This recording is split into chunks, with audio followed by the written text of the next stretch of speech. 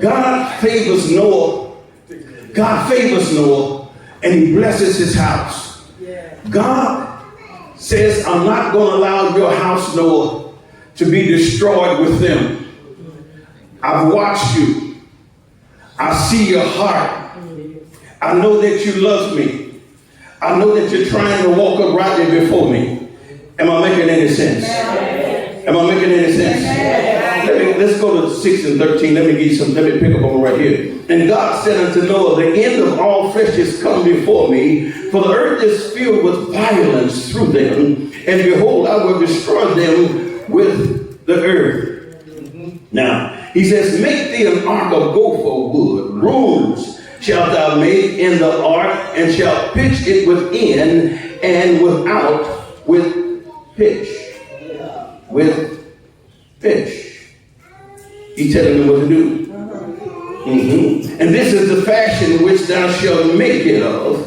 The length of the ark shall be 300 cubits, and the breadth of it 50 cubits, and the height of it 30 cubits. A window shalt thou make to the ark, and in a cubit shalt thou finish it above. And the door of the ark shalt thou set in the side thereof, with lower, second, and third stories shalt thou make it. God is giving Noah specific instructions.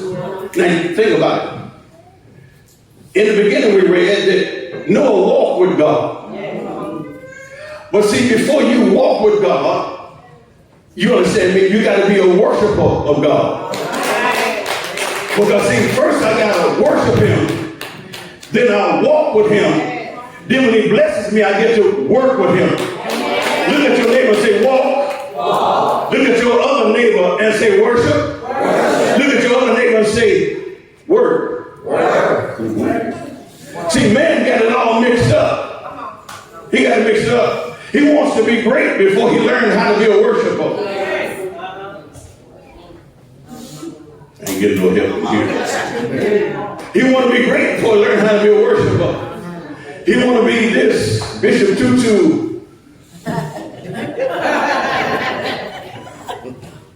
Apostle, I can do anything. Before you really truly learn how to worship. Worship comes easy. In fact, it doesn't matter. No matter how hard we try to teach worship, it can never be taught. Worship is something that breaks loose in the individual. When you get in the presence of the Lord, you see how insignificant you really are. You know in your know that you don't deserve God yourself.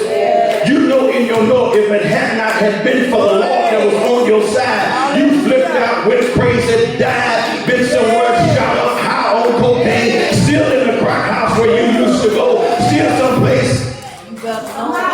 Oh, God. Glory. I ain't getting no help. This guy got quiet and here, let me pass on. See, worship comes easy when you know that God did it. Is that making any sense? Yes. So here's Noah. He's working with God. Yeah. And before you can work with God, you must walk with God. And before you walk with God, you must worship God.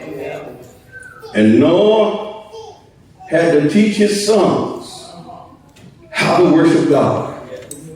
Noah had to teach his sons how to worship God. Wouldn't it be a beautiful thing if all men, black, white, yellow, brown, would actually take their place in their family and start praying with their children at night instead of mama doing it?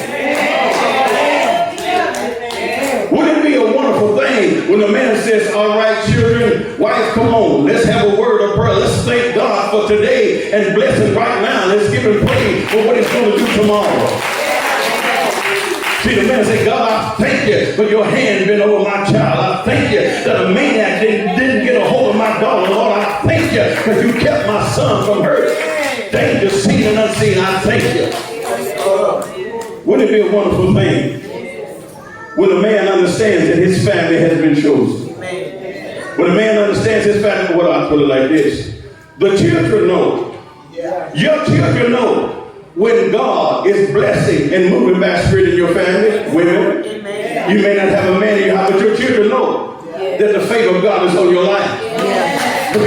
can say, no woman can do these things except the Lord be with her. Can no woman do these things except the Lord be with her? I don't have to play games with nobody to get $121. I don't have to let you come on my house and eat up all my food and get $62. The devil is a lie. God will provide for me and my children, for me and my house. We shall serve the Lord. Where are the women that just feel like that in the house? You ought to make some noise. You ought to make some noise.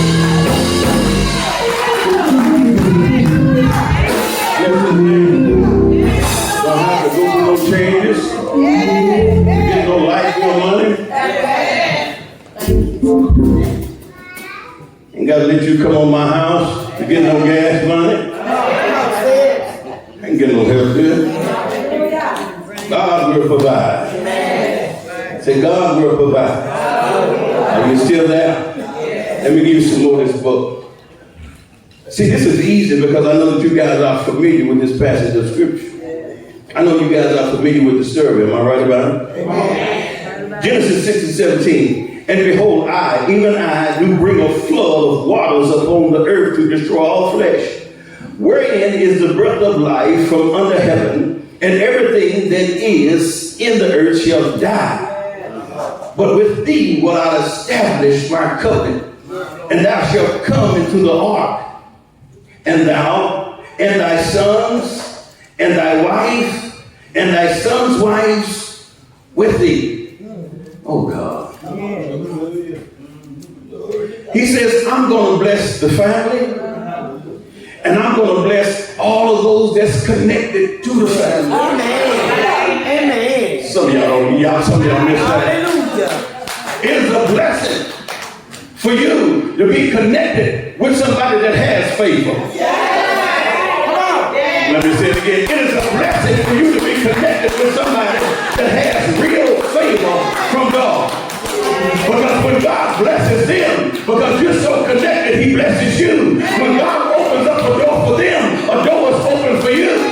Haven't you heard that expression that if you hang around people that got money, you're going to have money sooner or later? You're going to get some too because they're going to make sure that you have some. You got to make the right connections. You got to be connected to the right people. It's time out for the people of God to be connected to people that ain't going nowhere, ain't doing nothing, ain't blessed, always struggling, always striving. Something wrong. Good to be poor because you're not obeying the word of God. Anytime there's a fight and there's a struggle and it's unusual. I didn't say that there's not going to be fights and there's not going to be struggles when you give your life to Jesus, because there will be. The Bible says that Jesus, he learned obedience by the things that he suffered. So we're going to have to suffer some things. But when it's unusual, when it looks like they got bad luck, heaven, which way they turn, what's going on here? Something's not right here.